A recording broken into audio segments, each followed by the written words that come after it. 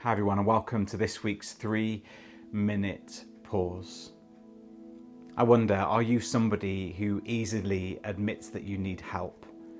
Someone who is willing to be vulnerable and to ask for the help of those around you? Or are you more like me, stubborn and proud, scared to show weakness at times, unwilling to rest in the arms and the assistance of others?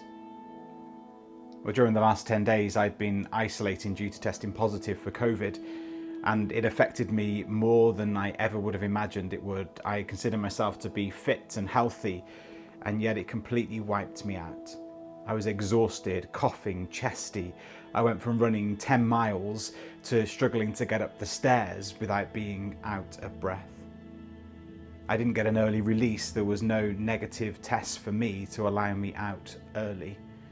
And so I had to admit that I needed help and had to allow others to step in and cover the many ministries that I couldn't fulfill because I was at home. Now, for me, it's not easy to ask for help. I feel vulnerable and weak in that moment. And yet that is exactly what we are called to do. We are designed as human beings to live in community, to rely upon one another, to support and uphold one another. And I was really struck as I prepared for this evening's prayer course to do with unanswered prayer, just how willing Jesus was to rely upon the help of others. In his most vulnerable moment in the Garden of Gethsemane, we're told this in Mark chapter 14, verses 32 onwards. They went to a place called Gethsemane, and Jesus said to his disciples, "Sit here while I pray."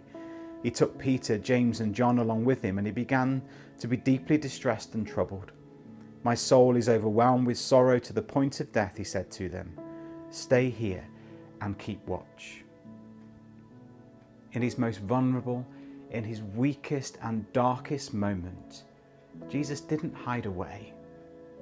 He wasn't proud. He was willing to share that dark moment, that moment of struggle with those whom were closest to him. He was willing to share that moment with those whom were underneath him, those whom he was leading. Jesus shows us what it means to be humble and vulnerable. We have these words recorded because they were there. Peter, James and John were there and witnessed the struggle of Jesus. So my challenge this week is very simple. Let's admit when we need help. Let's pray and rely upon God and ask for his help. But let's also recognize that God has designed us to live in community. Let's be vulnerable. Let's ask for help. And let us also assist those who are in need. Amen.